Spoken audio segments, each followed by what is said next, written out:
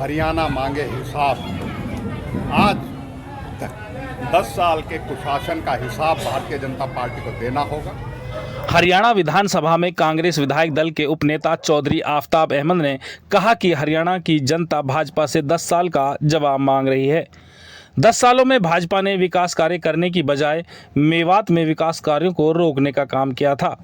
आफताब अहमद ने कहा कि इस बार हरियाणा में विधानसभा चुनाव के अंदर कांग्रेस रिकॉर्ड मतों से जीतकर पूर्ण बहुमत के साथ सरकार बनाएगी। आफताब अहमद ने कहा कि कांग्रेस के लगातार हाथ से हाथ जोड़ो अभियान, हर घर कांग्रेस घर घर कांग्रेस अभियान और अब जन न्याय यात्रा अभियान चला रही है, जिससे जनता का अपार समर्थन मिल रहा है। इस दौरान आफताब अहमद ने कहा कि मेवात में चाहे यूनानी मेडिकल कॉलेज की बात हो या फिर नूंह से लेकर राजस्थान सड़क को 4 लेन करने की बात हो, कांग्रेस ने इन योजनाओं को शुरू किया था, लेकिन भाजपा ने इन्हें दबाने का काम किया है। उन्होंने कहा कि लोकसभा चुनाव में हरियाणा के अंदर जनता ने कांग्रेस को 5 सीटें देकर बता दिया कि आने वाले समय में प्रदेश की जनता कांग्रेस के साथ है और प्रदेश में कांग्रेस की सरकार बनाने के लिए जनता तैयार है। देखिए ये रिपोर्ट। है इन गाँवों को पीने का पानी मुहैया कराया जाए। और मुझे इस बात को आपको बताते हुए खुशी होती है कि आपकी नुमाइंदगी करने का जो मौका मिला और जो हमने आपकी लड़ाई लड़ी, उसमें सरकार को हमने मजबूर ये कर दिया कि आपकी परियोजना टेंडर हो चुका है।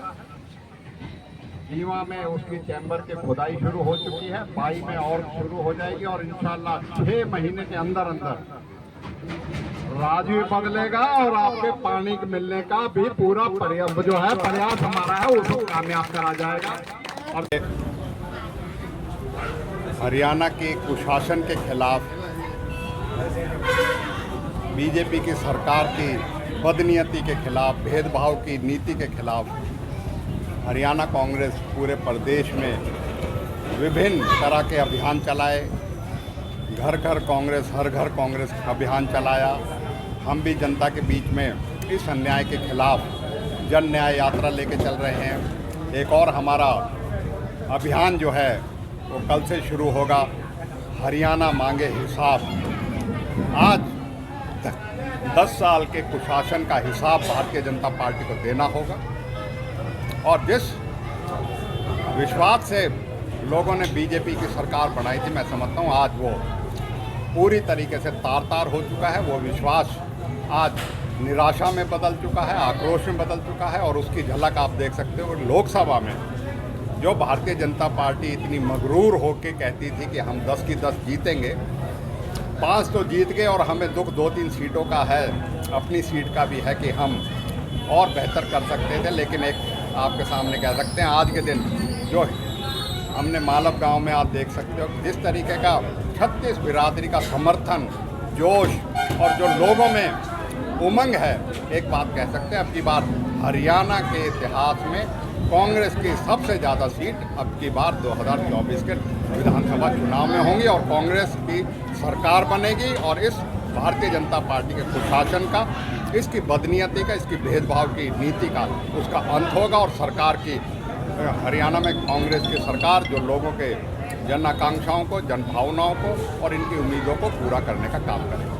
अगर हम बात करें नहीं बजट क्या जो काम चल रहे थे आपके सामने, शहीद हसन का मेडिकल कॉलेज का क्या है, आपके सामने 4 लेन जो कांग्रेस सरकार इसको पास करके चली गई थी, नेशनल हाईवे 248A के नाम से करके चली गई थी। इस सरकार ने तो उस हाईवे को ही खा गई। 2018 में वो परियोजना को ही बदल दिया, मुंबई एक्सप्रेस हाईवे का नाम लेके। और आप देख सकते हो हज़ारों की संख्या में हमारे निर्दोषों की जान चली गई। आज इसका नाम खूनी सड़क के नाम से जाना जाता है। जो सरकार हमारे दिए हुए परियोजना, आपके बगल में यूनानी मेडिकल कॉलेज है आकेड़ा में, वो काम रुका पड़ा है। ड्राइविंग ट्रेनिंग स्कूल वो बंद है। कोटला झील के परियोजना वो बंद है। आज स्कूलों में शिक्षक नहीं है, अस्पतालों में मास्टर नहीं है।